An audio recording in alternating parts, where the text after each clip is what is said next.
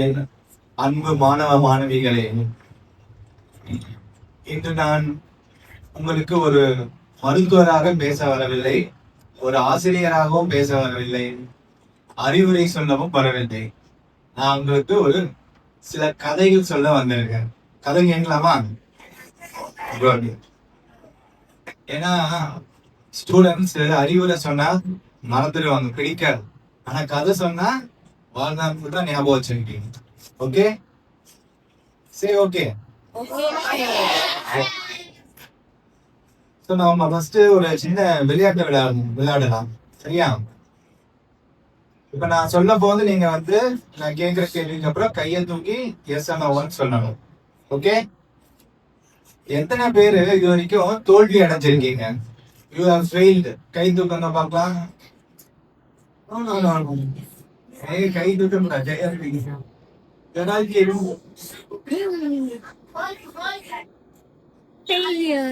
Okay, hands down. So நான் என்ன சொல்ல வரேன்னா, தோல்வி யாருக்காவது பிடிக்குமா?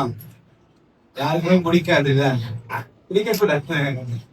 நம்ம ஜெயிக்க வந்திருக்கோம், நம்ம தோக்கிறதுக்காக வரல, சரியா? இப்ப இதுவே இன்னொரு எக்ஸாம்பிள் சொல்றேன். இப்ப எல்லாருக்குமே சைக்கிள் ஓட்ட தெரியும்ல, பெரும்பாலும் எல்லாருக்கும் சைக்கிள் ஓட்ட தெரியும். யாராவது கீழே விழாம சைக்கிள் ஓட்டி வந்திருக்கீங்களா? Very good. சோ நம்ம ஒரு சைக்கிள் ஓட்டுட்டோம்னா கூட very good, very good. So நம்ம ஒரு சைக்கிள் ஓட்டுட்டோம்னா கூட கீழே விழுந்து எந்திரிச்சு கத்துக்கிறோம்ல, அது ஒரு சின்ன தோல்வி தானே. கீழே விழுந்துட்டுமே நம்ம விட்டுறோமா? அதோட இல்ல, மறுபடியும் எந்திரிச்சு மறுபடியும் ட்ரை பண்றோம், அப்புறம் சைக்கிள் ஓட்டி கத்துக்கிறோம். அந்த மாதிரிதான் வாழ்க்கையிலயும் சில தோல்விகள் வந்தா நல்லது. ஆனா நம்ம அந்த தோல்வியோட நிக்க கூடாது, அதுக்கு அடுத்து என்ன பண்ணணும்னு பாக்கணும், சரியா? இந்த மாதிரிதான் ஒரு நாள் என்னோட மருத்துவமனைக்கு ஒரு 17-16 வயசு இருக்க ஒரு மாணவன் சாலை விபத்துல வந்தாங்க. கால்கள்ல எலும்பு முறிவு ஆயிடுச்சு. அவரை என்னன்னு பார்த்துட்டு அவருக்கு ஒரு அறுவை சிகிச்சை செஞ்சோம். அடுத்த நாள் அவரை நான் பார்க்க போறேன். அந்த மாணவன் என்னை பார்த்து கேட்ட கேள்வி என்னன்னா, சார் நான் திரும்பவும் ஓட முடியுமா அப்படின்னு கேட்டேன். ஆனா ஆப்ரேஷன் பண்ணிட்டேன் அப்படின்னு எக்ஸ்ரே பார்த்து கேட்க வரும்போது பார்த்தா, ஃபர்ஸ்ட் அந்த மாணவனோட கண்ணை பாக்குறேன். அவர் கண்கள்ல அவருக்கு ஒரு பயம் இருக்கு, அவருக்கு அவ்வளவு தயக்கம் இருக்கு, அவரோட நம்பிக்கை ரொம்ப குறைவா இருக்கும். அப்போ நான் அவரை பார்த்து சொன்னேன், தம்பி கண்டிப்பா நீ ஓடுவ, ஆனா அது இன்னைக்கு கிடையாது. ஏன்னா அது உண்மை தானே, இன்னைக்குதான் ஆப்ரேஷன் பண்ணிருக்கோம், உடனே ஓட முடியாது. முதல்ல எழுந்திரிச்சு உட்காரணும், கால் விரல்களை ஆட்டணும், பயிற்சியும் பண்ணணும். சில நாள்கள் இப்படியே பண்ண என்ன ஆகும், அவரோட நம்பிக்கை வளர்ந்துகிட்டே வரும். அப்படியே ஒரு 6 மாதம் கடந்து வந்தது. அப்ப திருப்பி அவர் என்னை பார்க்க வராரு. அந்த மாணவன் வரப்போது நடந்து வந்த, ஓடி வராரு. 6 மாதத்துக்கு முன்னாடி நம்பிக்கையே இல்லாம இருந்தவரு நல்லா ஓடி வராரு. சோ இதுதான் அவருக்கான ஒரு வெற்றி. வெற்றி அப்படிங்கிறது திடீர்னு ஒரு நாள்ல நடக்கிறது கிடையாது. அந்த 6 மாத காலம் ஒரு படிப்படியா செஞ்ச சில விஷயங்களினுடைய தொகுப்பு தான் வெற்றி. இப்ப நான் உங்களுக்கு ஒரு ரகசியம் சொல்ல போறேன். நீங்க இப்ப பார்த்துட்டு இருக்க ஒவ்வொரு மருத்துவர்களும் ஒரு நாள் தேர்வுக்கு பயந்துட்டு இருந்த மாணவர்கள் தான். நாங்களும் ஒரு நாள் உங்களை மாதிரி எக்ஸாம்லாம் என்னன்னு பண்றது தெரியாம பயந்துட்டு இருந்தவங்க தான். நீங்க பாக்குற ஒவ்வொரு பிசினஸ் மேனும் ஒரு நாள் ஏதோ ஒரு விஷயத்துல தோல்வி அடைஞ்சவங்க தான். நீங்க பாக்குற ஒவ்வொரு விஞ்ஞானிகள், சயின்டிஸ்டும் ஏதோ ஒரு டைம் ஏதோ ஒரு லேப் ஏதோ ஒரு தப்பு பண்ணவங்க தான். ஆனா என்ன வித்தியாசம் தெரியுமா? அவங்க அந்த தோல்வியோட, அந்த தப்போட, அந்த பயத்தோட நிக்காம அடுத்தடுத்த முயற்சி பண்ணி ஒரு வெற்றி அடைஞ்சிருக்காங்க. ஸோ இப்போ எல்லாமே கல்ச்சர் எப்படி ஆயிடுச்சுன்னா, மொபைல் போனுக்கு அடிக்ஷன் ஆயிடும். எல்லாருமே மொபைல் போன் யூஸ் பண்றீங்களா? இப்போ ஒரு சோதனை செய்வோம். இப்ப இன்னையில இருந்து நீங்க மொபைல் போனையும் பார்க்க கூடாது அப்படின்னு நினைச்சுக்கோங்க. அது உங்களுக்கு சந்தோஷமா இருக்கா, வருத்தமா இருக்கா? வருத்தமா இருக்கு இல்லையா? ஒரு நாள் மொபைல் போனை பார்க்க வேணாம்னு சொன்னாலே வருத்தமா இருக்கு. சப்போஸ் உங்களுடைய கனவுகளை ஒதுக்கி வச்சிருங்க, கனவே உங்களுக்கு வேண்டாம் அப்படின்னு சொன்னா அது எப்படி இருக்கும்? வாழ்க்கையே இருக்கிறதுல நமக்கு கனவு இல்லை, வாழ்க்கை இல்லைன்னா எப்படி இருக்கும்? ஒரு வெற்றிடம் மாதிரி இருக்கும்.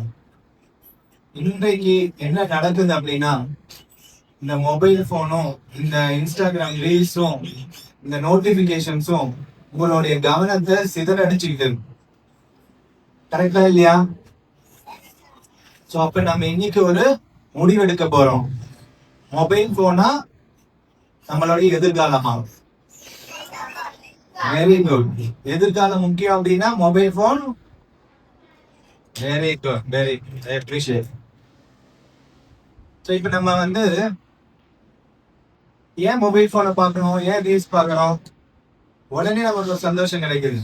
அந்த ரீல்ல யாரோ ஒருத்தர் ஐஸ்கிரீம் சாப்பிட்றாங்கன்னா நம்மளே சாப்பிட்ற மாதிரி ஒரு ஃபீலிங் கிடைக்குது. அடுத்த செகண்ட் என்ன ஆகுது, அடுத்த ரீல் தள்ள உடனே அது போயிடுது. இமீடியட் கிராட்டிபிகேஷன், உடனடி சந்தோஷம், நிரந்தரம் அல்ல. புரியுது உங்களுக்கு? அப்ப எப்படி வந்து நம்ம லாங் டேர்ம் சந்தோஷம் அடைகிறது, அதை நம்ம இப்போ ஒரு இமேஜினேஷன் பண்ணி பார்க்கலாமா? எல்லாரும் ரெடியா இருக்கீங்களா? ஒரு 2 நிமிடம் எல்லாருமே கண்ண மூடி நான் சொல்றத ஃபாலோ பண்ண. Close your eyes please. இன்னையில இருந்து ஒரு 10 வருஷம் கழிச்சு இந்த மாதிரி ஒரு பெரிய மேடை இருக்கு. அந்த மேடையில உங்களோட பேரை அறிவிக்கிறாங்க, உங்களை கூப்பிடுறாங்க மேடைக்கு. முதல் வரிசையில உங்களுடைய பெற்றோர்கள் உட்கார்ந்து இருக்காங்க. அவங்க கண்கள்ல ஆனந்த கண்ணீர் இருக்கு. பக்கத்துல உங்களுடைய ஆசிரியர்கள் தான் இருக்காங்க. அவங்க தான் உங்க பேரை சொல்லி இவர் என்னோட மாணவர் அப்படின்னு ரொம்ப ஹாப்பியா கைத்தட்டி உங்களை உற்சாகப்படுத்துறாங்க. இப்ப அந்த மேடையில நின்றுட்டு இருக்க நீங்க ஒரு மருத்துவரா இருக்கலாம், ஒரு பொறியாளர் என்ஜினியரா இருக்கலாம், ஒரு ஆசிரியரா இருக்கலாம், இல்லைன்னா ஒரு பெரிய பிசினஸ் மேக்னட்டா கூட இருக்கலாம். நீங்க அதை இமேஜின் பண்ணீங்கன்னா எவ்வளவு சந்தோஷம் கொடுக்குங்க. இது மட்டும் முக்கியம் இல்ல, அந்த மேடையில நிற்கிற நீங்க ஒரு நல்ல மனிதராகவும் நிற்கிறீங்க. இப்போ இமேஜின் பண்ணுங்க, நீங்க ஒரு நல்ல மனிதரா நிற்கிறீங்க. அதுதான் வாழ்க்கையில ரொம்ப முக்கியமான ஒன்று. எல்லாருமே கண்ணை திறந்து பாருங்க. எல்லாருமே ஹாப்பியா ஃபீல் பண்றீங்களா? எப்படி இமேஜின் பண்ணும்போது சந்தோஷம் இருந்ததா? இதுதான் உங்களோட கனவா இருக்கணும். இந்த கனவை நோக்கி தான் நீங்க செயல்படணும். இன்னைக்கு மருத்துவ தினத்துக்காக எங்களை அழைச்சிருக்கீங்க. பல பேர் நினைப்பீங்க மருத்துவர்கள்லாம் வந்து உயிரை காப்பாத்துறவங்க அப்படின்னு. ஆமா, கண்டிப்பா உண்மைதான் அது. நாங்க உயிரை காப்பாத்துறோம். ஆனா ஆசிரியர்கள் என்ன செய்யறாங்க தெரியுமா? இந்த மாதிரி உயிரை காப்பாற்றக்கூடிய மனிதர்களை உருவாக்குறாங்க. சார் சொன்னாரு இல்லையா,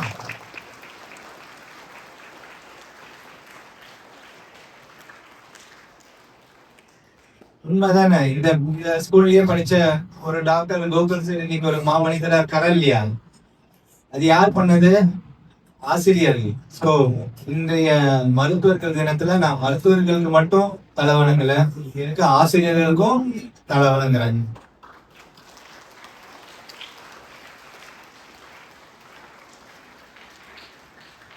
இப்போ உங்க எல்லாருக்கையும் நான் ஒரு வாக்குறுதி கேட்கிறேன். Promise, you have to promise. இன்னைக்கு வீட்டுக்கு போன உடனே உங்க பெற்றோர்களிடம் போய் எனக்காக நீங்க செஞ்ச தியாகத்திற்கு நன்றி, உங்களுக்காக நிறைய தியாகம் செய்யறாங்கல்ல, அதுக்கு நன்றி அப்பா, நன்றி அம்மா அப்படின்னு சொல்லணும். ஓகே? அதே மாதிரி உங்க ஆசிரியர்கள் போயிடும், டீச்சர்ஸ் கிட்ட போயிட்டு என் மேல நம்பிக்கை வச்சதுக்கு நன்றி டீச்சர் அப்படின்னு சொல்லணும்.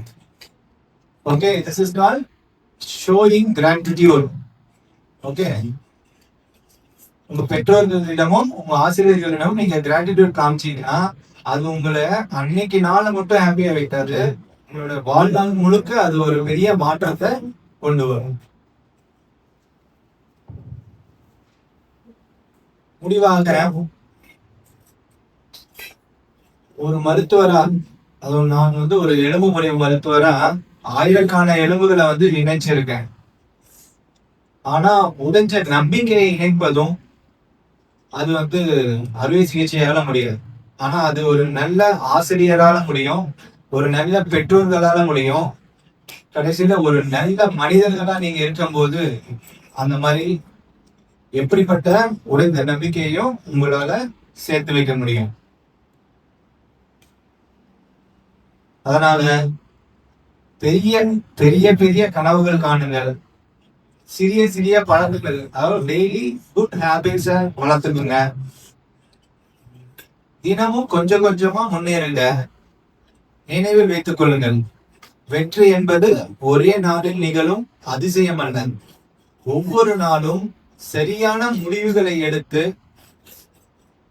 ஒவ்வொரு நாளும் சரியான முடிவுகளை எடுக்கும் ஒரு மனிதருடைய ஒரு அமைதியான பயணம், அதுதான் வெற்றி. நாளைய உலகம் உங்க பேரை நினைவுல வச்சிருக்கணும் அப்படின்னா நீங்க எவ்வளவு சம்பாதிச்சீங்க அப்படிங்கிறது முக்கியம் இல்லை. ஆனா எத்தனை பேரோட வாழ்க்கையில ஒரு நல்ல மாற்றத்தை ஏற்படுத்தினீங்க அப்படிங்கிறது தான் வருங்காலம் உங்க பேரை பேசுவோம் அப்படிங்கிறது என்னுடைய தாழ்மையான கருத்து. நன்றி. வாழ்க, வளர்க, வெற்றி.